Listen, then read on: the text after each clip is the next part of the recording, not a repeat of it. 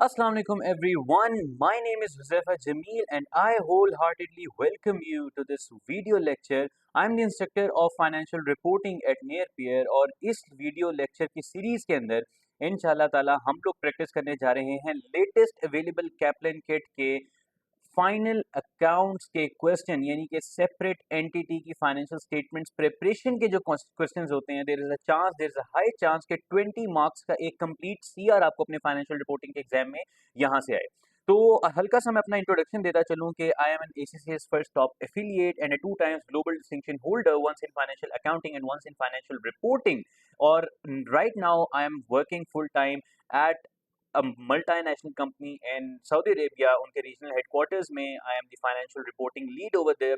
सो ये सब कुछ बताने का मकसद ये है ताकि आप लोगों को ये पता चल सके कि आप लोगों का जो इंस्ट्रक्टर है he has the relevant academic achievements, he has the relevant academic knowledge and he also has the additional practical exposure and practical knowledge that can help you out in acing your financial reporting exam. तो जो 4 questions हम लोग practice करेंगे, let me just reduce the size of my camera little bit so that I can get a lot of space, क्योंकि Excel के ऊपर ही हम लोग इन क्वेश्चंस को सॉल्व कर रहे होंगे।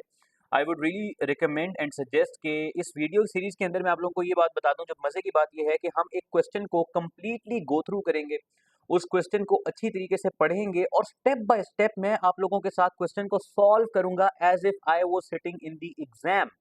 यानी कि आप लोगों को स्टेप बाय स्टेप अप्रोच जो है वो मैं गाइड करूंगा कि किस तरीके से आपने अपने फाइनेंशियल पोजीशन के या फाइनेंशियल स्टेटमेंट्स के जो प्रिपरेशन के जो क्वेश्चंस हैं फाइनल अकाउंट्स के, उनको आप लोगों ने लेकर चलना है।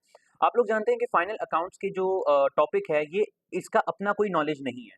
This is basically combined with a lot of standards और फिर उसके अंदर आपको मुख्तलिफ स्टैंडर्ड्स की जो है वो एडजस्टमेंट्स गिवन होती हैं, जिसके बाद फिर आप उनको कंबाइन करके एक ट्रायल बैलेंस गिवन होता है जिसके अंदर से आप डाटा लेते हैं और आप इस सबको कंबाइन करके आप जो है वो एक बेहतरीन सा वो बनाते हैं, फाइनेंशियल स्टेटमेंट्स का सेट बनाते हैं। So just give me a couple of seconds over here.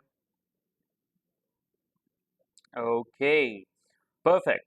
सो जो क्वेश्चंस हम लोग करने जा रहे हैं, if you can see the screen, बिल्कुल बॉटम के ऊपर आपको यहाँ पर 4 क्वेश्चंस नजर आ रहे हैं। सबसे पहला क्वेश्चन जो हम प्रैक्टिस करेंगे सीरीज के अंदर वो मोस्टन होगा। उसके बाद हम ट्राइज के क्वेश्चन को प्रैक्टिस करेंगे, सॉल्व करेंगे one by one, each and every statement, each and every adjustments को हम गो थ्रू करेंगे। फिर हम हेवरफोर्ड का एक बहुत ही जबरदस्त क्वेश्चन है, हम इसके ऊपर जाएंगे और फिर हम एक लोडॉन कंपनी का एक जो है वो बहुत ही जबरदस्त कैप्लन किट का क्वेश्चन है, इसको हम इंशाल्लाह ताला प्रैक्टिस करेंगे। तो we will start with Moston today. सबसे पहले आप लोग, अगर आप लोगों के पास कैप्लन किट्स नहीं है तो आप लोग जो है वो कैप्लन किट्स अरेंज कर लें, या आप इस क्वेश्चन को सर्च भी करेंगे तो आप लोगों को गूगल वगैरह के ऊपर मिल जाएगा।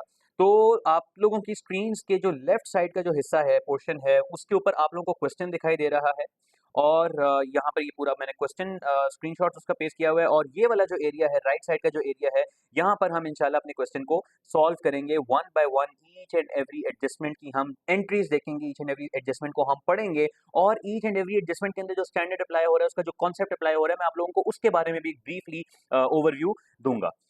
अच्छा जी, let's start without wasting any further time. कहते हैं जी, Moston the following trial balance extracts relate to.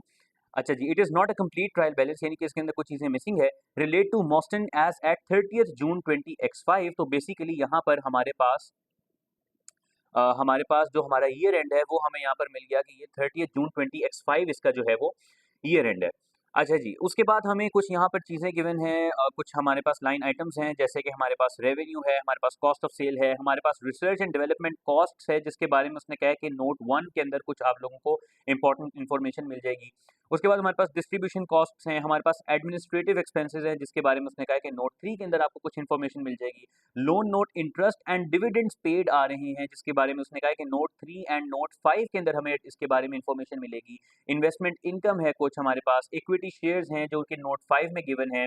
उसके बाद हमारे पास 5% लोन नोट है जो कि नोट 3 में जिसके बारे में इन्फॉर्मेशन गिवन है। हमारे पास रिटेन्ड अर्निंग्स हैं, हमारे पास रीवैल्यूएशन सरप्लस है, हमारे पास अदर कंपोनेंट्स ऑफ इक्विटी है, हमारे पास प्रॉपर्टी एट वैल्यूएशन है, हमारे पास plant and equipment at cost है, और जब कॉस्ट के ऊपर चीज गिवन होती है तो उसके साथ साथ एक्यूमुलेटेड डेप्रिसिएशन भी गिवन होती है। अच्छा जी, ये तो हो गया वो ट्रायल बैलेंस और वो डेटा जो कि हमें एज इट इज गिवन है। जब हम फाइनेंशियल स्टेटमेंट्स बनाएंगे तो यहाँ से हम फिगर्स लेके प्लस माइनस जो भी उसके अंदर एडजस्टमेंट्स, हम नीचे अभी नोट्स पढ़ेंगे, उन नोट से जो भी एडजस्टमेंट पास हो रही होगी रेलिवेंट लाइन आइटम के अंदर, उस एडजस्टमेंट को एडजस्ट करेंगे और हमारी फाइनेंशियल स्टेटमेंट्स इस तरीके से तैयार हो जाएंगी। डाटा हमने पढ़ लिया, ट्रायल बैलेंस हमने पढ़ लिया। अब हम एक दफ़ा जो है वो नीचे जाके पहले रिक्वायरमेंट पढ़ लेते हैं। सबसे पहले तो हमने prepare the statement of profit और loss and other comprehensive income for Morson for the year ended 30 June 2025। सबसे पहले तो हमने अपनी स्टेटमेंट ऑफ कॉम्प्रिहेंसिव इनकम बनानी है।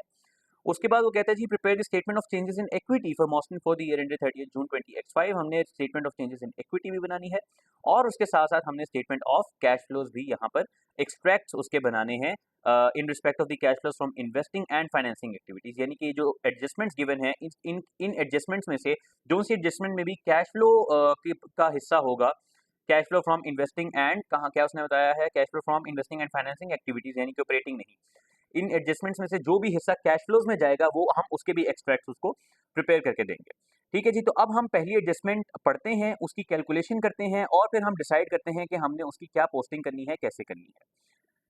कहते हैं जी the following notes are relevant. इसको मैं थोड़ा जूम भी कर देता हूं ताकि आप लोगों के लिए इसको पढ़ना आसान हो जाए। ठीक है। Mostyn commenced a research and development project on 1st January 20x5। तो हमारे पास यहाँ पर इसकी डेट आ गई है, स्टार्ट डेट आ गई है, वो आ गई है जी 1 जनवरी 20x5, जिसपे इन्होंने एक R&D का प्रोजेक्ट स्टार्ट किया, कमेंस किया। इट स्पेंट $1 million पर month on research until 31 March 20x5। यानी कि 3 महीनों तक, 3 मंथ्स तक वो रिसर्च के ऊपर $1 million पर मंथ लगाते रहे। At which date the project pass into the development stage. यानी कि 31 मार्च को, 1 अप्रैल को ये प्रोजेक्ट जो है वो डेवलपमेंट स्टेज पर चला गया। From this date it spent $1.6 million पर month until the year end 30 June. यानी कि अगले 3 महीनों तक वो डेवलपमेंट स्टेज में रहा और $1.6 million पर मंथ उसके ऊपर खर्चा आता रहा। At which date development was completed. यानी कि 30 जून को डेवलपमेंट कंप्लीट हो गई थी। However, it was not until 1st May 20x5 that the directors of Mostyn were confident that the new product would be commercial success। अच्छा जी, वो कहता है जी कि 1 जनवरी 20x5 अगर हम यहाँ पर इसकी छोटी सी एक टाइमलाइन बनाएं तो वो कहता है जी कि ये 1 जनवरी है, ठीक है, और ये हमारा जून है, ठीक है, ये जनवरी है, ये फरवरी है, ये मार्च है, ये अप्रैल है, ये मई है और फिर ये जून है। वो कहता है जी $1 million इधर लगा, $1 million इधर लगा, $1 million इधर लगा। उसके बाद से $1.6 million पर मंथ लगते रहे। $1.6 million, सॉरी, जैन है, ये फेब है, ये मार्च है, ये अप्रैल है, ये मई है और फिर ये जून है। ठीक है, ये जून के एंड जुलाई, यानी कि टोटल 6 मंथ्स बन जाएंगे। 111, यस, 1.6 मिलियन पर मंथ वो यहाँ पर लगाता रहा। अब हमें पता है कि ये जो 3 मंथ्स की जो कॉस्ट है ना, ये तो 3 मिलियन जाएगा रिसर्च कॉस्ट, और रिसर्च कॉस्ट हमेशा हमेशा हमेशा कहाँ जाती है? रिसर्च कॉस्ट हमेशा जाती है एक्सपेंस बन के प्रॉफिट और लॉस स्टेटमेंट में। इसको हम कभी भी कैपिटलाइज नहीं कर सकते। जो ये 3 महीने की कॉस्ट है 1.6 मिलियन पर डॉलर पर मंथ, इसको हम कैपिटलाइज कर सकते हैं लेकिन सिर्फ तब जब इसका क्राइटेरिया में मीट कर जाए। और क्राइटेरिया के अंदर ये बात शामिल होती है कि डायरेक्टर्स के नज़रों में ये प्रोडक्ट एक कमर्शियली वाइबल प्रोडक्ट हो, कमर्शियल सक्सेस उनको नजर आ रही हो, डायरेक्टर्स कॉन्फिडेंट हो कि हम इस प्रोडक्ट को कमर्शियली जो है वो सेल कर सकते हैं मार्केट में। तो ये कब हुआ? ये हुआ 1 मई से ऑनवर्ड। यानी कि जो डेवलपमेंट का खर्चा आया है 3 महीनों में, इस डेवलपमेंट के स्टेज को भी हम डिवाइड करेंगे, मई और जून का अलग करेंगे जिसके अंदर क्राइटेरिया मीट कर गया। यानी कि ये जो 1.6 और ये 1.6 है, इसकी जो कॉस्ट है जो कि 3.2 मिलियन बनती है, इसको हम लेकर जाएंगे फाइनेंशियल पोजीशन में, स्टेटमेंट ऑफ फाइनेंशियल पोजीशन में एज एन इनटेंजिबल एसेट। लेकिन ये जो 1.6 मिलियन है, इस 1.6 मिलियन को भी हम किधर लेकर जाएंगे? हम चाहे ये डेवलपमेंट कॉस्ट है लेकिन इस 1.6 मिलियन को और इस रिसर्च की कॉस्ट को हम लेकर जाएंगे, 4.6 मिलियन की कॉस्ट को हम लेकर जाएंगे P&L के अंदर as an expense, as an expense, as an expense. तो अब हम क्या करते हैं, हम यहाँ पर ना जल्दी से इस एडजस्टमेंट से रिगार्डिंग जो है वो डबल एंट्री पास कर लेते हैं। हम कहते हैं जी डबल एंट्री या पास कर लें या फिर आप लिख के रख लें कि आप लोगों ने जब स्टेटमेंट ऑफ प्रॉफिट और लॉस बनानी है तो आपने क्या क्या चीज़ कहाँ कहाँ लेकर जानी है। मैं कहता हूं जी कि रिसर्च कॉस्ट है is equal to 1 million multiply by 3 months. ठीक है, डेवलपमेंट की कॉस्ट है, डेवलपमेंट की कॉस्ट है 1.6 इंटू 3 यानी कि 4.8। ठीक है, अब मैं कहता हूं कि ये मेरा पी एंड एल के अंदर जाएगा। ठीक है, इसको मैंने पी एंड एल लिख दिया यहाँ पर, पी एंड एल, और इसमें से इसको मैं स्प्लिट कर दूंगा, इसमें से मैं 1.6 को अलग कर दूंगा, मैं 1.6 को अलग कर दूंगा जो कि जाएगा पी एंड एल के अंदर, और बाकी का मेरा एसओएफपी के अंदर एज एन इंटेंजिबल एसेट जाएगा। ठीक है, अब क्योंकि मैंने एसओएफपी तो इस क्वेश्चन में बनानी ही नहीं, मैंने सिर्फ प्रॉफिट और लॉस बनानी है, तो जो चीजें में भी मैं प्रॉफिट और लॉस स्टेटमेंट में लेकर जाना चाहता हूं ना, जो वैल्यूज, उनको मैं यहाँ पर बोल्ड करता जाऊंगा ताकि जब एंड पे मैं रेफरेंसिंग करूं तो मेरे लिए वैल्यू स्पॉट करना आसान हो कि कौन सी चीज को मैंने कहां पर लेकर जाना है। कहता है जी कि जो भी रिसर्च और डेवलपमेंट कॉस्ट एक्सपेंस आउट की जाती है ना, वो हम कॉस्ट ऑफ सेल्स में चार्ज करते हैं, यानी कि ये 3 और ये 1.6, ये दोनों हम कहां पर लेकर जाएंगे, कॉस्ट ऑफ सेल्स में।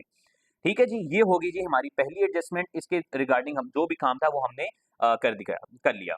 अब क्योंकि कमर्शियल प्रोडक्शन नहीं स्टार्ट हुई, क्योंकि अभी ये प्रोडक्ट स्टार्ट नहीं हुआ कमर्शियली सेल करना, इसलिए हम इसके ऊपर अमोर्टाइजेशन की बात अभी नहीं करेंगे, ना हमारे पास इसकी कोई यूजफुल लाइफ गिवन है, ना इसका कोई और डेटा गिवन है। अब वो कहते हैं जी कि नॉन करेंट एसेट्स की एक एडजस्टमेंट है, यानी कि ये पहली एडजस्टमेंट थी IAS 38। ठीक है, IAS 38। दूसरी एडजस्टमेंट है हमारे पास IAS 16। ठीक है जी, and it can also be IAS 40। अच्छा जी, Moston's property is carried at fair value, fair value के ऊपर ये अपनी प्रॉपर्टी को कैरी करते हैं, which at 30 June 20x5 was $29 million. हम स्टेटमेंट कब की बना रहे हैं, 30 जून 20x6 की, नहीं 20 जून 20x5 की, यानी कि उसने ईयर एंड की हमें फेयर वैल्यू दी हुई है। उसने कहा कि साल के एंड पे इस प्रॉपर्टी की जो फेयर वैल्यू है वो 29 मिलियन है। The remaining life of the property at the beginning of the year was 15 years, यानी कि साल के शुरू में, रिपोर्टिंग पीरियड के स्टार्ट में जो इसकी कैरिंग वैल्यू, इसकी रिमेनिंग लाइफ थी वो 15 इयर्स थी, और हम इसको रीवैल्यूएशन मॉडल पर रखते हैं इस प्रॉपर्टी को। Mostyn does not make an annual transfer to retained earnings in respect of the revaluation surplus. Ignore deferred tax on the revaluation. बहुत अच्छे। Plant and equipment is depreciated at 15% per annum using the reducing balance method. अब गौर कीजिएगा, plant and equipment जो है वो यहाँ पर अलग है। प्लांट एंड इक्विपमेंट की कैरिंग वैल्यू, और कैरिंग वैल्यू हमें निकालनी पड़ेगी कॉस्ट माइनस एक्यूमुलेटेड डेप्रिसिएशन से, और ये जो प्रॉपर्टी है ये रीवैल्यूएशन मॉडल पर चल रही है, ये एट वैल्यूएशन है 28,500।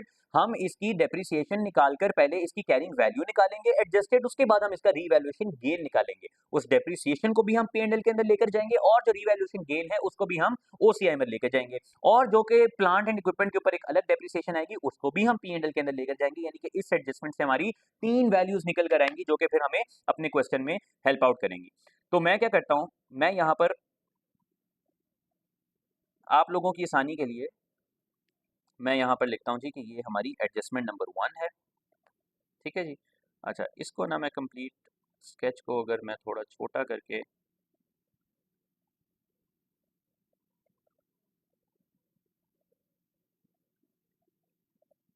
इसको थोड़ा सा मैं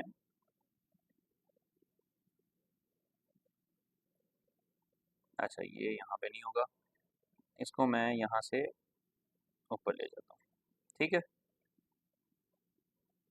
ताकि हमारे पास क्वेश्चन के लिए जगह निकल आए। अच्छा जी, अब मैं कहता हूँ जी कि ये मेरा एडजस्टमेंट 1 का जो रिलेटेड जो था मेरे पास डेटा था, एडजस्टमेंट 1 से रिलेटेड मेरे पास दो वैल्यूज आई जो कि मैंने P&L के अंदर लेकर जानी है, ये 3 एंड ये 16। ठीक है जी, यहाँ से मैं इसको डिलीट कर रहा हूँ। ऑल राइट, अब एडजस्टमेंट 2 की अगर मैं बात करूं तो एडजस्टमेंट 2 में ऐसे क्या क्या चीज है जो मुझे P&L के अंदर लेकर जानी पड़ेगी। मैंने आपको बताया कि एक डेप्रिसिएशन प्रॉपर्टी की, एक डेप्रिसिएशन प्लांट एंड इक्विपमेंट की, और फिर जो फेयर वैल्यू गेन आया है हमारे पास, सॉरी रीवैल्यूएशन गेन आया है प्रॉपर्टी का, हम उसको भी OCI के अंदर लेकर जाएंगे। अब हम यहाँ पर एडजस्टमेंट 2 की जो है वो कैलकुलेशन करते हैं। सबसे पहले तो हम प्रॉपर्टी की रीवैल्यूएशन गेन कैलकुलेट करेंगे। प्रॉपर्टी की ओपनिंग कैरिंग वैल्यू क्या थी, प्रॉपर्टी का revaluation gain, opening carrying value क्या थी जी, ओपनिंग कैरिंग वैल्यू थी हमारे पास, उसने बताया हमें कहां पर, ये देखें एट 1 जुलाई 20x4, यानी कि साल के शुरू में 30 जून 20x5 हमारा ईयर एंड है, तो साल के शुरू में उसकी वैल्यू कितनी थी, उसकी कैरिंग वैल्यू थी 28,500। उसकी डेप्रिसिएशन हमें कितनी चार्ज करनी पड़ेगी फॉर द ईयर, क्योंकि ईयर एंड के ऊपर हमने रीवैल्यूएशन की है, तो हम पहले रीवैल्यूएशन ईयर एंड तक हम उसकी डेप्रिसिएशन निकालेंगे और हम कहेंगे इसकी ये एक्चुअल कैरिंग वैल्यू थी जिसके ऊपर हमें रीवैल्यूएशन गेन आया है। ठीक है जी, 28,500 को उसने कहा जी हमारी यूजफुल लाइफ थी 15 ईयर्स की, हम 15 के ऊपर डिवाइड कर देंगे, ये डेप्रिसिएशन हमारी आ गई प्रॉपर्टी की, जो कि जाएगी कहां पर, ये जाएगी P&L के अंदर। ठीक है, अब इसकी अनएडजस्टेड क्लोजिंग कैरिंग वैल्यू कितनी है? Closing carrying value unadjusted before revaluation gain हमारे पास थी 26,600। इसमें जब हमने अपना रिवैल्यूएशन गेन ऐड किया तो हमारे पास closing value of this asset of this property हमारे पास आ गई। कितनी आ गई उसने बताया यहाँ पर 29 मिलियन। 29 मिलियन, अभी मैं 3 जीरोस कॉमन ले रहा हूँ, गौर कीजिएगा हर जगह 3 जीरोस मेरी कॉमन है। 29 मिलियन की मेरी क्लोजिंग कैरिंग वैल्यू थी और 26,600 की मेरी अनएडजस्टेड क्लोजिंग कैरिंग वैल्यू थी, यानी कि डेप्रिसिएशन को एडजस्ट करने के बाद रीवैल्यूएशन गेन से पहले मेरी प्रॉपर्टी की कैरिंग वैल्यू थी 26,600। लेकिन अब रीवैल्यूएशन जब मैंने उसकी की तो मुझे पता चला उस प्रॉपर्टी की फेयर वैल्यू है 29 मिलियन। तो इसका मतलब है इन दोनों का जो डिफरेंस है that is my revaluation gain which will go to the OCI। ठीक है जी, स्टेटमेंट ऑफ कॉम्प्रिहेंसिव इनकम में हम पहले P&L बनाते हैं, उसके बाद हम OCI बनाते हैं, तो OCI के अंदर हमारा रिवैल्यूएशन गेन जाएगा। अच्छा जी, अब मैं कहता हूं जी मेरी प्लांट एंड इक्विपमेंट की डेप्रिसिएशन, प्लांट एंड इक्विपमेंट, ये मैं आप लोगों के लिए जरा ज्यादा डिटेल में एक एक चीज मेंशन कर रहा हूं। जरूरी नहीं है कि आप एग्जाम में एक एक स्टेप मेंशन करें, मैं चाहता हूं कि आप लोगों को मैं अच्छी तरीके से समझा दूं। अगर आप ये फॉलो करेंगे इससे बेहतर तो कोई चीज है ही नहीं। ये तो आइडियल तरीके एग्जाम में आंसर सॉल्व करने का, लेकिन आप स्टिल इसको थोड़ा सा रफ कर सकते हैं। जैसे आप डायरेक्ट रिवैल्यूएशन गेन जो है वो एक ही सेल के अंदर निकाल सकते हैं क्लोजिंग वैल्यू निकालते हुए, इस तरह की चीजें आप कर सकते हैं अपने टाइम सेव करने के लिए। लेकिन अगर आप ऐसे करेंगे तो ये आप लोगों के लिए आइडियल है और इसमें चांसेस ऑफ एरर बहुत कम है। प्लांट एंड इक्विपमेंट की डेप्रिसिएशन हम निकालते हैं। प्लांट एंड इक्विपमेंट की डेप्रिसिएशन कैसे हम निकालेंगे? हम कहेंगे जी हमारी ओपनिंग कैरिंग वैल्यू क्या है। हमारी ओपनिंग कैरिंग वैल्यू है जी, ये देखिएगा गौर कीजिएगा, जो मेरी प्लांट एंड इक्विपमेंट की कॉस्ट है ओपनिंग दैट इज 27,100 और एक्यूमुलेटेड डेप्रिसिएशन एट 1 जुलाई यानी कि पहले साल के स्टार्ट तक जो उसकी डेप्रिसिएशन थी दैट वाज 9100, यानी कि कैरिंग वैल्यू है मेरी 18,000। 27,100 माइनस 9100, 18,000 की कैरिंग वैल्यू है, जिसके ऊपर उसने कहा 15% रिड्यूसिंग बैलेंस मेथड के ऊपर हम डेप्रिसिएशन लगाते हैं। तो मैं कहूंगा इसका जो 15% है ये हमारी डेप्रिसिएशन है, जो कि वंस अगेन P&L के अंदर जाएगी। कहाँ पे जाएगी अभी देख लेते हैं। और हमारी जो क्लोजिंग कैरिंग वैल्यू है ये आपको लिखने की जरूरत नहीं है, क्यों? क्योंकि हम SOFP नहीं बना रहे, लेकिन इन केस हम SOFP बना रहे होते तो हम क्लोजिंग कैरिंग वैल्यू को SOFP में लेकर जाते। अब यहाँ पर अगर आप देखें तो वो कहता है जी no depreciation has yet been charged on any non current asset, यानी कि जो डेप्रिसिएशन है ये भी P&L के अंदर नहीं गई for the year ended 30 June. All depreciation is charge to cost of sale, यानी कि ये रिसर्च एक्सपेंडिचर भी हमने ये सब कुछ भी कॉस्ट ऑफ सेल में लेके जाने हैं, ये दो अमाउंट्स, और फिर हमने ये वाली अमाउंट्स भी कॉस्ट ऑफ सेल में लेके जानी है। अच्छा, यहाँ पर ना मैं इसको 3000 कर दूंगा, क्योंकि ये हम 3 जीरोस कॉमन ले रहे हैं, तो हमने ये चीज़ बहुत इंपॉर्टेंट है एग्जाम में, हमने मेक श्योर करना है कि हम अपनी जो वैल्यूज हैं उनको कंसिस्टेंटली मेंटेन करें। अगर हम सब जगह 3 जीरोस कॉमन ले रहे हैं तो आपने हर जगह 3 जीरोस कॉमन ही लेने हैं। ठीक है जी, ऐसे करके। अच्छा जी, ताकि एंड पे हमारा मसला ना आए। ये होगी हमारी एडजस्टमेंट नंबर 2। ठीक है, इसमें से हमें 3 वैल्यूज मिलगी। याद रखें कि मैं सिर्फ वो वैल्यू को बोल्ड कर रहा हूँ, उस लाइन आइटम को बोल्ड कर रहा हूँ जो कि मैंने लेकर जानी है अपनी P&L बनाते हुए P&L के अंदर। अच्छा जी, दूसरी एडजस्टमेंट भी हमारी खत्म होगी, वेरी इजी। थर्ड एडजस्टमेंट के ऊपर चलते हैं जी। The 5% loan note was issued, कौन सा लोन नोट, कौन सा 5% लोन नोट? ये 5% लोन नोट जो उसने बताया था, जिसके रिलेटेड इन्फॉर्मेशन आपको नोट 3 में मिलेगी। अब हम नोट 3 में पहुंच गए हैं तो हम इसको पढ़ते हैं। कहते हैं जी the 5% loan note was issued on 1 July 20x4 at its nominal value of 20 million. 20 million की नॉमिनल वैल्यू थी जी, incurring direct issue cost of 500,000 which have been charged to administrative expenses। IFRS 9 क्या कहता है? IFRS 9 और IAS 32 क्या कहते हैं? वो कहते हैं कि भाई आप लोगों ने अपनी डायरेक्ट इशू कॉस्ट्स को, अगर आप लोन नोट इशू कर रहे हो तो उसमें से उसकी नॉमिनल वैल्यू में से डिडक्ट करके अपनी फाइनेंशियल पोजीशन में लेकर जाना है। यानी कि वो जो हम टेबल बनाते हैं ना, एक opening balance plus finance cost minus instalment paid या interest paid is equal to closing balance, उसमें जो ओपनिंग बैलेंस हम लेंगे हमने उसके अंदर इसको एडजस्ट करना है, हमने इसको एडमिनिस्ट्रेटिव एक्सपेंसेस में नहीं लेकर जाना। तो यानी कि ये जिसने 500,000 यहाँ पर रिकॉर्ड किया हुआ एडमिनिस्ट्रेशन एक्सपेंसेस के अंदर, इसको हम एडमिन एक्सपेंसेस से निकालेंगे हम एडमिन एक्सपेंसेस से, एलिमिनेट करेंगे। तो यहां पर मैं लिख देता हूं कि एडजस्टमेंट जो 3 है, एडमिन एक्सपेंसेस में से हम 500 को माइनस करेंगे, 3 जीरोस हम कॉमन ले रहे हैं, ठीक है जी। उसके बाद वो कहते हैं जी the loan note will be redeemed after 3 years at a premium which gives the loan an effective finance cost of 8%। 8% की हमने फाइनेंस कॉस्ट कैलकुलेट करनी है। Annual interest paid was on 30th June 20x5। अब हम देखेंगे कि annual interest हमने पे कितना किया है। अब हम यहाँ पर इसका टेबल बनाएंगे जो हम बनाते होते हैं। सबसे पहले तो हमने देखा कि हमने एडमिन एक्सपेंसेस को यहाँ पे 500 से लेस करना है। ये रेलिवेंट है हमारी P&L से, तो हम यहाँ पर इसको P&L लिख देंगे, ठीक है। अब हम देखेंगे कि हम अपने लोन नोट का टेबल बनाएंगे। लोन नोट का टेबल कैसे बनाते हैं, हम लेते हैं अपना ओपनिंग बैलेंस, उसके अंदर हम ऐड करते हैं फाइनेंस कॉस्ट, लेस करते हैं हम अपना इंटरेस्ट पेड, तो हमारे पास आ जाता है, हम ऐड करते हैं फाइनेंस कॉस्ट, लेस करते हैं इंटरेस्ट पेड, तो हमारे पास आ जाता है closing balance of our loan note.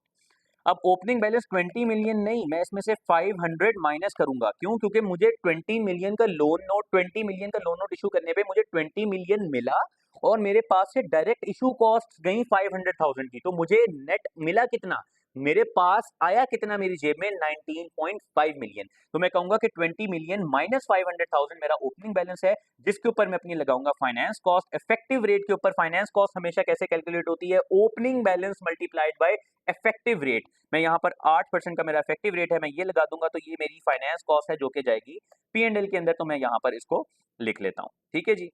P&L के अंदर इंटरेस्ट पेड क्या है जी, मेरा इंटरेस्ट पेड हमेशा nominal value into nominal rate. Nominal value कितनी है, ये रही 20 मिलियन।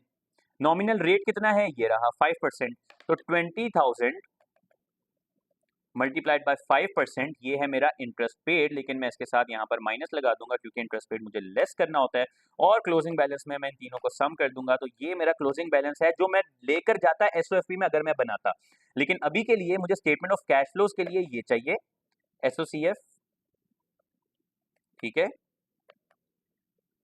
और ये मुझे P&L के अंदर चाहिए। ये एसओएफपी में जाएगा, इसलिए एसओएफपी की चीज मैं यहाँ पर लिखूंगा ही नहीं, ठीक है। यहां से भी मैं इसको मिटा देता हूं क्योंकि मैं एसओएफपी तो बना ही नहीं रहा, ठीक है। अब मुझे पता चल गया कि एडजस्टमेंट 3 में मैंने दो काम करनी है। एक तो मैंने फाइनेंस कॉस्ट रिकॉर्ड करनी है, दूसरा मैंने इंटरेस्ट पेड लेकर जाना है फाइनेंसिंग एक्टिविटीज के कैश फ्लोज में, और तीसरा मैंने जो है वो अपनी एडमिन एक्सपेंसेस को 500 से रिड्यूस करना है। क्यों? क्योंकि उसके अंदर एक 500,000 की गलत एंट्री हुई हुई है, गलत एक्सपेंसेस जो हैं वो हमने वहां पर बुक किए हुए हैं, जो कि हमें एसओएफपी में यहां से लेस करने चाहिए थे, हमने उनको एक्सपेंस आउट कर दिया इन P&L। अच्छा जी, हम सब की फेवरेट IAS 12 की, अच्छा ये हमारा क्या था, ये हमारा IFRS 9 था एंड IAS 32 था, ठीक है जी। अच्छा जी, अब ये हमारी फेवरेट एडजस्टमेंट आ गई थी सबकी, हम सबकी फेवरेट IAS 12 की, जो कि फ्री के मार्क्स होते हैं। कहते हैं जी a provision for current tax for the year ended 30th June 2025 of 1.2 million is required, यानी कि 1200,000 की हमारी प्रोविजन चाहिए करंट टैक्स की। अब आपको पता है कि जो इनकम टैक्स एक्सपेंस होता है, जो PBT, प्रॉफिट बिफोर टैक्स और प्रॉफिट आफ्टर टैक्स के दरमियान जो टैक्स एक्सपेंस कटता है, वो तीन चीजों में जो है वो शुमार होता है। तीन चीजों के ऊपर वो चीजें, तीन चीजों को मिला के वो हमारा इनकम टैक्स एक्सपेंस बनता है। सबसे पहले करंट टैक्स, उसके बाद हम कहते हैं अगर हमारी कोई ओवर अंडर प्रोविजन है तो हम उसको एडजस्ट करेंगे। उसके बाद हम कहते हैं एनी इंक्रीज या decrease in deferred tax liability. इन तीनों चीजों को मिला करके हमारा टैक्स एक्सपेंस कैलकुलेट होता है। अब हम देखते हैं इन तीनों चीजों को मिला के हमारा इनकम टैक्स एक्सपेंस कैलकुलेट होता है, जो कि हमारा जाता है P&L के अंदर, ठीक है। ये हमारा P&L के अंदर जाएगा। इसको मैं यहाँ से कॉपी करता हूँ और मैं यहाँ पे लाके पेस्ट कर देता हूँ। अच्छा जी, इनकम टैक्स एक्सपेंस कैसे आएगा, इन तीनों का टोटल करके, इन तीनों का टोटल करके सम ऑफ दीज थ्री, ठीक है जी। अच्छा जी, करंट टैक्स के लिए वो कह रहा है जी 1200 मिलियन की प्रोविजन रिकॉर्ड करनी है। अच्छा, together with an increase to the deferred tax provision, deferred tax liability, deferred tax provision में इंक्रीज आ गया, यानी हमारे लिए एक्सपेंस बढ़ गया। अगर डिक्रीज आता तो हम रिड्यूस करते एक्सपेंस को, इनकम टैक्स एक्सपेंस को, लेकिन क्योंकि इंक्रीज आ गया तो हम अपने इनकम टैक्स एक्सपेंस को बढ़ा लेंगे, क्योंकि हमारी लायबिलिटी बढ़ रही है, हमारे लिए ये एक एक्सपेंस है। This will be charge to the profit और लॉस ऑफ 800,000। तो यानी यहाँ पर हमारे पास increase in deferred tax liability आ गया 800,000 का, ठीक है। मैं यहाँ पर increase in deferred tax liability लिख रहा हूँ, डेफर्ड टैक्स प्रोविजन। क्या मेरे पास क्वेश्चन के अंदर कोई ओवर अंडर प्रोविजन गिवन है? नहीं। नॉर्मली ये ट्रायल बैलेंस के अंदर भी कई दफा वो बता देता है, ओवर अंडर प्रोविजन मेरे पास ट्रायल बैलेंस में भी कहीं पे नहीं गिवन। तो मैं क्या करूंगा, मैं इसको सिंपल यहाँ पर 0 लिख दूंगा और मेरा इनकम टैक्स का एक्सपेंस कैलकुलेट हो गया $2000। ये थी जी मेरी एडजस्टमेंट 4। ठीक है जी। अच्छा जी, एडजस्टमेंट 5 आ गई है मेरे पास। कहता है जी Moston paid a dividend of 20 cents per share on 30th March 20x5। हमारा ईयर एंड कब है? हमारा ईयर एंड है 30th जून को, यानी कि 30th जून से 3 महीने पहले 30th मार्च को उन्होंने 20 सेंट्स यानी कि $0.2 पर शेयर के ऊपर उन्होंने डिविडेंड दिया, which was followed by the day after by an issue of 10 million equity shares। यानी कि जिस दिन डिविडेंड दिया उसके बाद उन्होंने 10 मिलियन इक्विटी शेयर्स मजीद इशू किए at their full market value of $1.7। The share premium on the issue was recorded in the other components of equity। अब हम चलते हैं अपने ट्रायल बैलेंस पे और हम देखते हैं क्या सूरत हाल है। ये जो equity shares of $1 par value each हैं 30,000 के, ये 30,000 के हैं 30th जून के ऊपर। 30th मार्च को जब हमने डिविडेंड दिया तब ये शेयर्स नहीं थे। क्यों? क्योंकि इसमें 10,000 इक्विटी शेयर्स पार वैल्यू 1 के वो भी एडेड है जो हमने 1 अप्रैल को इशू किए। तो हम इनमें से पहले वो 10,000 माइनस करेंगे और फिर हम अपना डिविडेंड पेड कैलकुलेट करेंगे। ठीक है।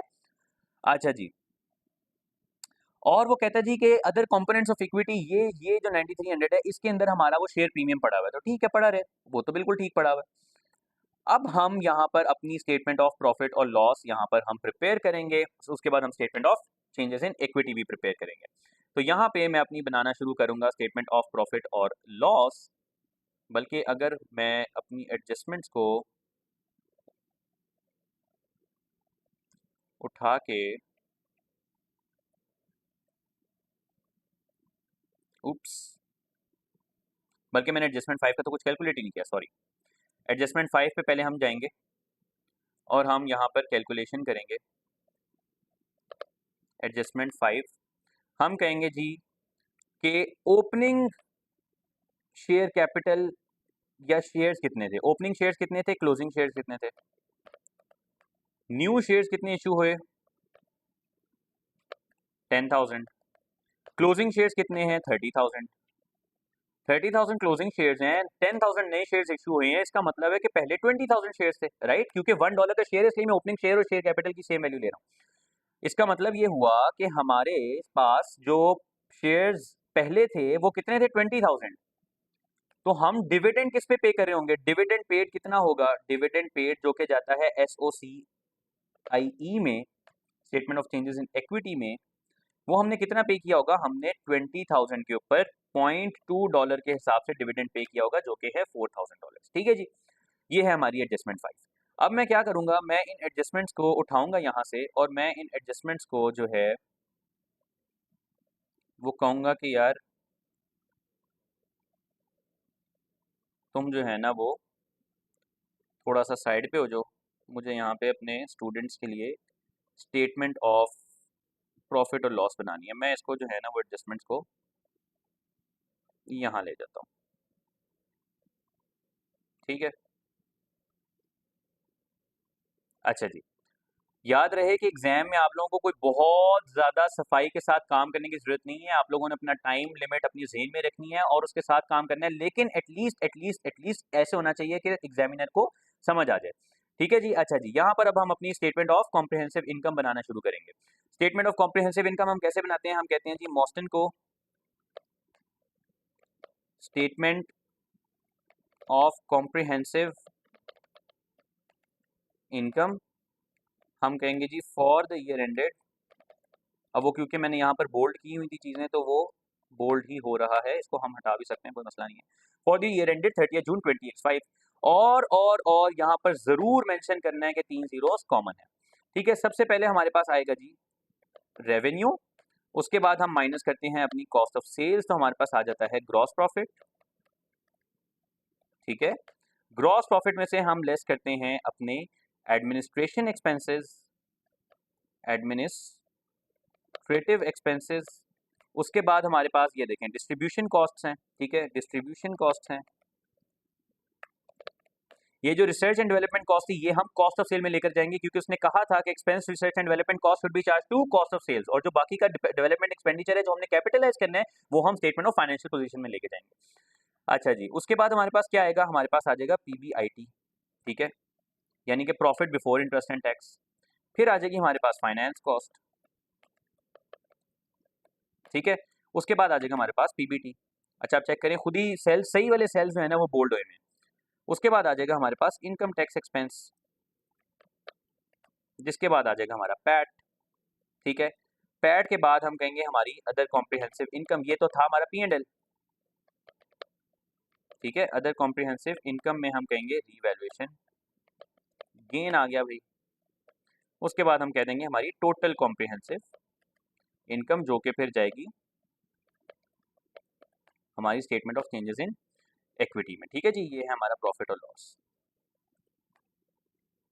अच्छा जी, अब सिंपल रेवेन्यू हम उठा के एज इट इज रेवेन्यू उठा के, मतलब आप इमेजिन करें इतने इजी मार्क्स हैं ये फाइनेंशियल रिपोर्टिंग के फाइनल अकाउंट्स के सीआर में, कि आपने ये यहां से देखा 113,500, यहां लिखा 113,500, 0.5 मार्क्स मिल गए, ढूस, वाह क्या बात है, एग्जैक्ट वैल्यू उठा के लिखने के नंबर, क्या बात है यार, मतलब इतना भी नहीं कर सकते हो तो फिर तो भाई क्या ही बोलूं मैं। अच्छा जी, अब हम लेंगे यहाँ पर कॉस्ट ऑफ सेल 88,500, लेकिन आपने नोटिस किया होगा कि मैंने यहाँ पर स्टार्ट में आप लोगों को मेरी स्क्रीन तो शो हो रही है ना, मैं थोड़ा सा अपनी स्क्रीन को ऐसे कर देता हूँ ताकि आप लोगों को कुछ कट ना हो। अच्छा जी, आप लोगों ने नोटिस किया होगा कि मैंने कॉस्ट ऑफ सेल कैलकुलेट करने के लिए मैंने इज इक्वल टू का साइन पहले डाला है और फिर 88,500 लिख रहा हूँ। क्यों? क्योंकि 88,500 यहाँ पर ये कॉस्ट ऑफ सेल गिवन तो है, लेकिन मैंने इसके अंदर कई एडजस्टमेंट्स फाइंड की हुई हैं। तो अब हम देखेंगे, अब मैं इसके ऊपर प्लस क्लिक करता हूँ और मैं देखूंगा मैंने क्या क्या कॉस्ट ऑफ सेल के अंदर लेकर जाना है। क्या मैंने इस रिसर्च कॉस्ट को लेकर जाना है? बिल्कुल। क्यों? क्योंकि उसने बोला कि expense research and development expenditure कहाँ पे जाएगा? कॉस्ट ऑफ सेल में। क्या मैंने इस 1600 की डेवलपमेंट कॉस्ट को लेकर जाना है? क्यों? P&L के अंदर लेकर जाना है। क्यों? क्योंकि इसका क्राइटेरिया ही मीट नहीं हुआ था पहले महीने के लिए, इसका क्राइटेरिया 1 महीने के बाद मीट हुआ था। तो जो अगले 2 महीने हैं वो कैपिटलाइज करेंगे, पहला महीना एक्सपेंस आउट करेंगे। उसके बाद ये वाली डेप्रिसिएशन कहाँ जाएगी? कॉस्ट ऑफ सेल में। उसने कहा सारी डेप्रिसिएशन कॉस्ट ऑफ सेल में जाती है, ठीक है। ये रिवैल्यूएशन गेन कहाँ जाएगा? कॉस्ट ऑफ सेल में नहीं। ये डेप्रिसिएशन किधर जाएगी? कॉस्ट ऑफ सेल में, बिल्कुल ठीक है। उसके बाद कुछ कॉस्ट ऑफ सेल में जाने के लिए है admin expenses, finance cost, income tax expense नहीं। एडजस्टमेंट 5 में भी कुछ नहीं, तो इसका मतलब है कि यहाँ पे मेरी कॉस्ट ऑफ सेल खत्म होगी, ठीक है। ग्रॉस प्रॉफिट कैसे आता है जी? हम रेवेन्यू में से माइनस करते हैं अपनी कॉस्ट ऑफ सेल, तो हमारे पास आ जाता है ग्रॉस प्रॉफिट। एडमिनिस्ट्रेटिव एक्सपेंसेस कितने हैं? यहाँ पर उसने लिखे हुए हैं $6,800, लेकिन $6,800 में $500 वो भी है जो हमें बैलेंस शीट के अंदर फाइनेंशियल लायबिलिटी लोन नोट के उसमें ओपनिंग बैलेंस में से एडजस्ट करना था, हमने वहां पर उसको अकोमोडेट कर दिया, तो हम यहां से माइनस कर देंगे, यहाँ पे गलत रिकॉर्डेड था तो हम यहाँ पे 500 माइनस कर देंगे, यानी कि ये हमारे एडमिनिस्ट्रेशन एक्सपेंसेस है, 6800 नहीं 6300। Distribution cost as it is उसने 2800 दी है, 2800 लिख देंगे, इसके भी मार्क्स मिलेंगे आप लोगों को। ग्रॉस प्रॉफिट में से आप माइनस करेंगे एडमिन एक्सपेंसेस, माइनस करेंगे ग्रॉस प्रॉफिट, तो हमारा डिस्ट्रीब्यूशन कॉस्ट हमारे पास आ जाएगा पीबीआईटी। फाइनेंस कॉस्ट कितनी है जी हमारी? फाइनेंस कॉस्ट कितनी है? हमने कैलकुलेट की थी फाइनेंस कॉस्ट, यहाँ पर फाइनेंस कॉस्ट हमने कैलकुलेट की थी 1560, ठीक है। लेकिन हमने ये देखना है कि कहीं हमारे पास कोई फाइनेंस इनकम तो नहीं है, क्योंकि वो हम यहाँ से नेट ऑफ भी कर सकते हैं और यहाँ पर हम सेपरेटली भी उसको यहाँ पर दिखा सकते हैं, तो मैं उसको सेपरेटली दिखा दूंगा। इन्वेस्टमेंट इनकम 300 की हमारी इन्वेस्टमेंट इनकम है। कहाँ से पता चला? ये देखें। अच्छा, आप लोगों ने ना at the end trial balance को लाजमी एक एक आइटम, एक एक वैल्यू को चेक करना है कि आपने उसकी पोस्टिंग कर दी है, उसको जहां पर लेकर जाना चाहिए था वहां पर आप ले गए हैं, उससे रिगार्डिंग एंट्री आपने पोस्ट कर दी है, इससे आपका सवाल कभी गलत नहीं होगा। एंट्रीज बनाएं और उसके बाद जो है ना चेक करें वन बाय वन। अच्छा जी, पीबीआईटी में से मैं अपनी फाइनेंस कॉस्ट लेस करूंगा, मैं अपनी इन्वेस्टमेंट इनकम ऐड करूंगा, सॉरी, फाइनेंस कॉस्ट लेस करूंगा और इन्वेस्टमेंट इनकम ऐड करूंगा, तो मेरे पास पीबीटी आ जाएगा। इनकम टैक्स एक्सपेंस कितना था जी? मैं यहाँ पर इज इक्वल टू माइनस करके नीचे से रेफर कर दूंगा जहां पर मैंने कैलकुलेट किया हुआ था। इनकम टैक्स एक्सपेंस किधर किया था जी? ये रहा मेरा इनकम टैक्स एक्सपेंस, ये रहा, ठीक है जी, इसको मैंने रेफर कर दिया। अब मेरा पैट क्या है जी? पैट है मेरा ये माइनस ये, इसको मैं माइनस हटा देता हूँ ताकि हमारी प्रेजेंटेशन सेम रहे, हर जगह हमने एक्सपेंसेस को पॉजिटिव ही लिखा है, ठीक है जी। ये हमारा पैट आ गया। रीवैल्यूएशन गेन कितना है जी? रीवैल्यूएशन गेन कितना है अभी देख लेते हैं। रीवैल्यूएशन गेन है जी हमारा 2400 का, ये हमारा ओसीआई में जाना था, ठीक है जी। टोटल कॉम्प्रिहेंसिव इनकम कितनी होगी? टोटल कॉम्प्रिहेंसिव इनकम होगी हमारी ये प्लस हमारा पैट, ये रही जी हमारी टोटल कॉम्प्रिहेंसिव इनकम। ठीक है जी, मुझे बताएं कि क्या आप लोगों को यहाँ तक चीज़ों की समझ आ गई है? अब हम आगे जा सकते हैं या नहीं जा सकते? जा सकते हैं आगे। अब मैं आपको रिकमेंड करूँगा कि आप एक दफ़ा वीडियो को पॉज़ करें और statement of profit and loss एक दफ़ा इसकी खुद बनाएँ। लेकिन अगर आपने पहले अटेम्प्ट किया हुआ है या आप चाहते हैं कि आप पूरा क्वेश्चन एक ही दफ़ा अटेम्प्ट करें, तो फिर आप आगे इसको कंटिन्यू कर सकते हैं। लेकिन यहाँ पर हमारी स्टेटमेंट ऑफ प्रॉफ़िट और loss statement of comprehensive income यहाँ पर हमारी कंप्लीट हो गई है। इस तरीके से आप थोड़ी प्रेज़ेंटेशन करेंगे, इसको थोड़ा-सा बोल्ड कर देंगे, तो थोड़ा-सा बेहतर हो जाता है एग्ज़ामिनर के पर्सपेक्टिव में, वरना फॉर्मेटिंग के कोई मार्क्स नहीं मिलते। लेकिन ज़ाहिर-सी बात है, ह्यूमन नेचर है कि उसके सामने एक साफ-सुथरी, अच्छी, नीट एंड क्लीन वर्किंग आएगी, तो उसको वो चेक करते हुए उसको ज़्यादा खुशी होगी, रादर देन अगर उसके सामने बिल्कुल ही जो है ना वो गंद मचा हुआ होगा। ठीक है जी, तो ये हमारी स्टेटमेंट ऑफ प्रॉफिट और लॉस बन गई। अब मैं ना यहाँ पर आगे ऊपर जाऊँगा और मैं देखूँगा कि मैंने किस-किस चीज़ को पोस्ट कर दिया, ठीक है? मैं यहाँ पर चीज़ को हर लाइन आइटम को वन बाय वन देखता जाऊँगा। रेवेन्यू हो गया, बिल्कुल हो गया, ठीक है जी, रेवेन्यू को मैंने ग्रीन कर दिया। कॉस्ट ऑफ सेल अकोमोडेट होगी, बिल्कुल होगी, अब इसका कोई ताल्लुक नहीं है। रिसर्च एंड डेवलपमेंट कॉस्ट एसओएफपी बनानी है? नहीं। पी&एल के अंदर जो लेके जाना था ले गए हो, ठीक है, अकोमोडेट हो गया, खत्म। इसका भी काम खत्म। डिस्ट्रीब्यूशन कॉस्ट, इसका भी काम खत्म। एडमिनिस्ट्रेटिव एक्सपेंसेस, इसका भी काम खत्म। Loan note interest and dividend paid, इसमें से 1000 तो हमने फाइनेंस उसमें कैश फ्लोज के लिए रिकॉर्ड कर लिया है, लेकिन वो जो डिविडेंड्स पेड है 4000 का, वो किधर जाना है? वो जाना है statement of changes in equity में, जो कि मैंने यहाँ पर नीचे लिखा भी हुआ है, ठीक है। ए ये देखें एडजस्टमेंट 5 में अगर मैं आप लोगों को दिखा सकूं, तो ये देखें मैंने यहाँ पर लिखा हुआ है, ये statement of changes in equity, ठीक है। अच्छा जी, तो ये भी हमारा हो गया। ये जो इक्विटी शेयर्स ऑफ $1 ईच है, ये कहाँ पे जाएंगे? इक्विटी शेयर किधर जाता है? शेयर कैपिटल किधर जाता है? Statement of changes in equity में, तो ये भी हमने अकोमोडेट नहीं किया, ये इन्वेस्टमेंट इनकम हम अकोमोडेट कर चुके हैं। 5% लोन नोट 20,000 का, मुझे बताएं कि लोन नोट का कोई ताल्लुक है statement of changes in equity या स्टेटमेंट ऑफ प्रॉफिट और लॉस स्टेटमेंट से? नहीं, तो इसको भी हम अकोमोडेट कर चुके हैं। क्यों? क्योंकि इसको हमने फाइनेंस कॉस्ट कैलकुलेट करने के लिए इस्तेमाल किया था। उसके बाद रिटेन अर्निंग्स को हम अकोमोडेट कर चुके हैं? नहीं, ये statement of changes in equity में जाएगा। रीवैल्यूएशन सरप्लस को हम अकोमोडेट कर चुके हैं? नहीं, ये रीवैल्यूएशन ये भी statement of changes in equity में जाएगा। अदर कंपोनेंट्स ऑफ इक्विटी को हम अकोमोडेट कर चुके हैं? नहीं, ये भी कहां पर जाएगा? ये भी जाएगा हमारा statement of changes in equity में। प्रॉपर्टी एट वैल्यूएशन जी, इसका हम इसके ऊपर हमने डेप्रिसिएशन फाइंड करनी थी, वो हमने कर दी, अब इसका और कोई काम नहीं है। प्लांट एंड इक्विपमेंट, इसके ऊपर भी हमने डेप्रिसिएशन फाइंड करनी थी, एक्यूमुलेटेड डेप्रिसिएशन का भी और कोई काम नहीं है। ठीक है, अब ये जो चार वैल्यूज मेरी रह गई हैं, और यहाँ पर गौर कीजिएगा, मैं हमेशा क्या करता था एज अ स्टूडेंट, जब मैं अपनी एडजस्टमेंट्स पोस्ट कर देता था, जब मेरी एडजस्टमेंट्स का काम खत्म हो जाता था, तो मैं साथ साथ क्या करता था, अगर मैंने उनको पहले बोल्ड किया होता था तो मैं उनके ऊपर से बोल्ड हटा देता था, ताकि मुझे पता चल जाए कि मैंने जो है ना इस एडजस्टमेंट से जो रिलेटेड जो काम करना था मैं वो कर चुका हूँ। मैं ये डेप्रिसिएशन जो है इसको पोस्ट कर चुका हूँ, मैं ओसीआई को रिवैल्यूएशन गेन को पोस्ट कर चुका हूँ, मैं यहाँ पर इसको भी पोस्ट कर चुका हूँ, मैं इस एडमिन एक्सपेंसेस को भी पोस्ट कर चुका हूँ, मैं फाइनेंस कॉस्ट को भी पोस्ट कर चुका हूँ, लेकिन मैं इंटरेस्ट पेड को पोस्ट नहीं किया अभी स्टेटमेंट ऑफ कैश फ्लोज में, इसलिए मैं इसको अभी बोल्ड ही रहने दे रहा हूँ। इनकम टैक्स एक्सपेंस को मैं पोस्ट कर चुका हूँ और डिविडेंड पेड भी मैंने अभी पोस्ट नहीं किया, तो इसको भी मैं रहने दूंगा। अच्छा जी, अब ना हम यहाँ पर बनाते हैं अपनी statement of changes in equity. कहाँ पर बनाते हैं जी? यहाँ पर बनाते हैं हम अपनी statement of changes in equity. Statement of changes in equity for the year ended 30th June 20x5, और ये किसकी है जी? मॉस्टन को की है, ठीक है। अच्छा जी, कैसे बनती है जी हमारी? हम सबसे पहले लेते हैं ओपनिंग बैलेंस, ठीक है, शेयर कैपिटल का। उसके बाद हम यहाँ पर लिख सकते हैं, अगर हमारे पास शेयर प्रीमियम है या अदर कंपोनेंट्स ऑफ इक्विटी है, ठीक है। उसके बाद हम ले सकते हैं रिटेन्ड अर्निंग्स ले सकते हैं, उसके बाद हम अपना रीवैल्यूएशन गेन ले सकते हैं, ठीक है। उसके बाद अगर कोई और चीज़ होगी तो हम वो भी यहाँ पर ले सकते हैं, और उसके बाद हम यहाँ पर एक टोटल का कॉलम बना लेंगे। अगर कोई चीज़ आई तो हम बीच में ऐड कर देंगे। शेयर कैपिटल का ओपनिंग बैलेंस था जी 20,000, ठीक है। हम कहेंगे जी कि नए शेयर्स इशू हुए, न्यू शेयर्स इशूड एट, कब इशू हुए? बताएं कब इशू हुए, कब इशू हुए, कब इशू हुए? ये हुए एट 1 अप्रैल 20x5, ठीक है। अच्छा जी, यहाँ पर हम कहीं पे क्लोजिंग बैलेंस इसका कैलकुलेट कर रहे होंगे। क्लोजिंग बैलेंस क्या होगा, सम ऑफ ऑल ऑफ दिस। ठीक है जी। अच्छा जी, और टोटल का कॉलम मैं यहाँ पे सम कर देता हूँ इन सब चीज़ों का। ठीक है जी। अच्छा जी, अब अदर कंपोनेंट्स ऑफ इक्विटी का ओपनिंग बैलेंस क्या था, ये हम कैसे फाइंड करेंगे। अब आप गौर कीजिएगा, गौर कीजिएगा, गौर कीजिएगा।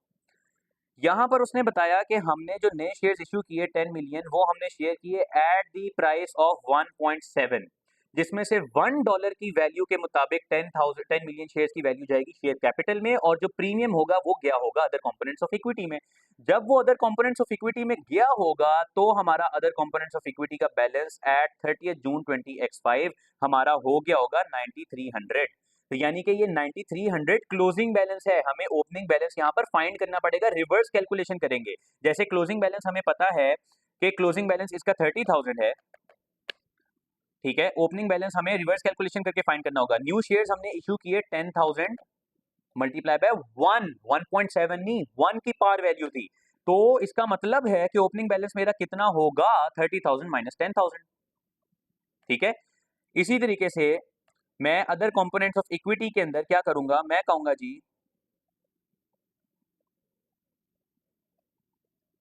मैं कहूंगा कि 10,000 मल्टीप्लाई बाय 1.7 मार्केट वैल्यू थी, जिसमें से $1 को हम एकोमोडेट कर चुके हैं शेयर कैपिटल में। तो जो ऊपर का 0.7 है, सिर्फ उससे रिलेटेड जो वैल्यू है वो अदर कंपोनेंट्स ऑफ इक्विटी में जानी है। अदर कंपोनेंट्स ऑफ इक्विटी का क्लोजिंग बैलेंस हमने ऊपर देख लिया 9300, तो इसका मतलब है कि शेयर्स इशू करने से पहले ये कितना था, 2300 था, फिर उसके अंदर 7000 हमने ऐड किया तो ये 9300 बन गया। ठीक है जी। रिटेन्ड अर्निंग्स का उसने ओपनिंग बैलेंस हमें दिया हुआ है, कहाँ पे उसने दिया हुआ है जी, ये देखें जी। अच्छा, हमने क्या किया, हमने इक्विटी शेयर्स को अकोमोडेट कर लिया, हमने इस 9300 को भी अकोमोडेट कर लिया। अब ये रिटेन्ड अर्निंग्स और रिवैल्यूएशन सरप्लस का ओपनिंग बैलेंस गिवन है, याद रखें, वो कभी क्लोजिंग बैलेंस देगा, किसी चीज का ओपनिंग बैलेंस देगा। अब यहाँ पर इसने ओपनिंग बैलेंस दिया हुआ है रिटेन्ड अर्निंग्स का 6200 एंड रिवैल्यूएशन सरप्लस का 3000। ठीक है जी, रिटेन्ड अर्निंग्स का 6200, रिवैल्यूएशन सरप्लस का 3000, ऐसे ही ये 3000 ही था। हाँ, यानी कि इन दोनों को भी हमने अब एकोमोडेट कर लिया। अब हमारी ट्रायल बैलेंस से कोई फिगर किसी जगह पर पोस्ट होने वाली नहीं है। ठीक है, अब हमने जो देखना है एडजस्टमेंट्स में से चेक करना है कि हमने कुछ चीज पोस्ट तो नहीं करनी। अच्छा जी, न्यू शेयर्स हमने इशू किया है 1 अप्रैल 20x5, इससे रिगार्डिंग सिर्फ शेयर कैपिटल और अदर कंपोनेंट्स ऑफ इक्विटी में ही जाना था, जो जाना था, और कहीं पे भी इससे रिलेटेड कुछ नहीं जाएगा। अलबत्ता रिटेन्ड अर्निंग्स में हमारी जाएगी टोटल कॉम्प्रिहेंसिव इनकम, बल्कि नहीं, हमारा पैड जाएगा रिटेन्ड अर्निंग्स में, और जो रीवैल्यूएशन गेन है ये जाएगा हमारा रीवैल्यूएशन सरप्लस में। तो रीवैल्यूएशन गेन को मैं ऊपर से ही रेफर कर दूंगा, ये रहा मेरा 2400 का रीवैल्यूएशन गेन, ये यहाँ पर आएगा। जो मेरा पैड है वो मेरा रिटेन्ड अर्निंग्स में ऐड होगा, और उसके बाद जो मैंने डिविडेंड पे किया है, वो मेरा लेस होगा डिविडेंड्स पेड रिटेन्ड अर्निंग में से। मैं यहाँ पर रेफरेंस दे दूंगा, माइनस लिखूंगा, और उसके बाद मैं नीचे जाऊंगा और मैं यहाँ पर सिंपल इसको रेफर कर दूंगा 4000 को। तो यहाँ पर मेरे पास मेरी statement of changes in equity भी रेडी हो चुकी है। अगर आप चाहें तो आप क्लोजिंग बैलेंसेस को ज़रा बोल्ड कर दें। ठीक है, इस तरीके से आपकी ज़रा प्रेजेंटेशन बेहतर हो जाती है। इसके अलावा अगर कोई, मेरा नहीं ख्याल इसके अलावा कोई एडजस्टमेंट थी, अगर कोई होती तो हम उसको यहाँ पर ऐड कर लेते। ठीक है जी, ये हमारी statement of changes in equity बन गई। ठीक है, समझ आ रही है आप लोगों को कि नहीं समझ आ रही? आ रही है समझ? अच्छी बात है। अच्छा जी, statement of changes in equity भी बन गई हमारी। अब सिंपल हम क्या करेंगे, हम एक्सपेक्ट्स बनाएंगे स्टेटमेंट ऑफ कैश फ्लोज के फाइनेंसिंग एक्टिविटीज और इन्वेस्टिंग एक्टिविटीज में से। तो हमें पता है कि cash flow from investing activities में क्या क्या चीजें आती हैं, जो हमारी फाइनेंस कॉस्ट, जो इंटरेस्ट पेड होता है हमारा। ठीक है, इन्वेस्टमेंट इनकम मिली हमें 300 की, ठीक है, वो अगर तो कैश बेसिस है तो हम वो यहाँ पर लिखेंगे। हमें अगर इंटरेस्ट पेड हमारा कितना है, इंटरेस्ट पेड हमारा 1000, ऐसे ही है। ये देखें, ये एडजस्टमेंट नंबर 4 के अंदर गिवन होगा।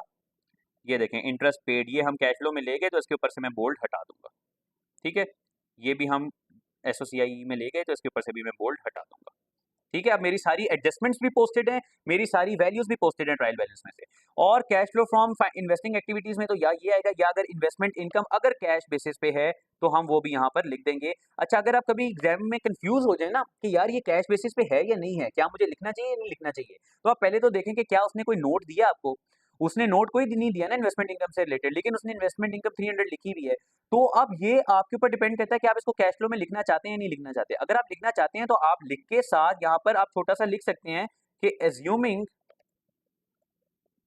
इट हैज बीन रिसीव्ड, अगर कोई एग्जाम में नोट नहीं गिवन ऊपर तो। ठीक है जी, तो ये cash flow from investing activities आ गई आपकी। उसके बाद कहता हूं जी मैं कि cash flow from financing activities बनानी है। Cash flow from financing activities में आपको पता है कि जब भी हम कोई एक्टिविटी फाइनेंसिंग एक्टिविटी हम करते हैं, जैसे हमने कोई इशू शेयर किए, हमने कोई लोन नोट जो है वो रिसीव किया, हमने कुछ भी ऐसा किया, तो वो हम यहाँ पर उसको जो है वो लिखते हैं।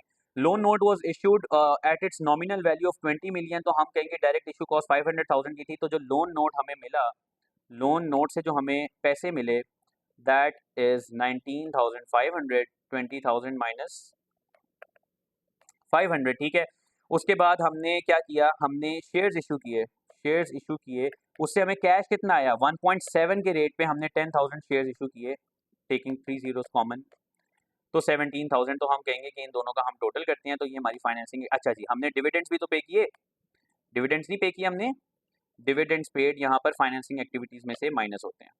ठीक है जी, 4,000 क्यों, क्योंकि वो डिविडेंड्स आपको किस लिए पे करने पड़े हैं, फाइनेंसिंग की वजह से, आपने इक्विटी दी हुई है जिसकी वजह से आपको डिविडेंड्स पे करने पड़े हैं। So this is the entire step by step solution to your क्या कहते हैं answer to your question of most and final counts का हमने कंप्लीट क्वेश्चन यहाँ पर सॉल्व किया, स्टेप बाय स्टेप, एक एक एडजस्टमेंट पढ़ाई, एक एक स्टैंडर्ड रिवाइज हुआ। आप देखें कि हमारे कितने स्टैंडर्ड्स यहाँ पे यूज हुए, IAS 38, उसके अलावा हमने जो पूरी फाइनेंशियल स्टेटमेंट बनाई है IAS 1 के उसके ऊपर बनाई है, प्रिंसिपल्स के ऊपर, तो IAS 1, IAS 38, IAS 16, IFRS 9, IAS 12, हमारे 5 से 6 स्टैंडर्ड्स यहाँ पर रिवाइज हुए, और अभी यहाँ पर इस क्वेश्चन में सिर्फ 5 एडजस्टमेंट्स थी, नॉर्मली 6 या 7 एडजस्टमेंट्स होती हैं। तो final counts is a very very good option of revising your standards, revising your knowledge. तो अगली वीडियो के अंदर जो है वो हम लोग इंशाल्लाह ट्राइज क्वेश्चन को सॉल्व करेंगे, उसके बाद हम हेवरफोर्ड को करेंगे और फिर हम लॉर्डन को करेंगे। तो बहुत ही जबरदस्त सीरीज है ये, इससे आप लोगों ने फुली इसको यूटिलाइज करना है। अब आपने क्या करना है, अब आपने ये करना है कि आप लोगों ने अपने हाथों से खुद मॉस्टन का क्वेश्चन अटेम्प्ट करना है, बिल्कुल इसी तरह एक्सेल के ऊपर, ताकि आपकी अपनी प्रैक्टिस हो सके। Thank you so much for watching this video, आप लोगों का बहुत शुक्रिया। इंशाल्लाह आप लोगों से मुलाकात होगी अगली वीडियो में, तब तक के लिए इजाजत, अल्लाह हाफिज।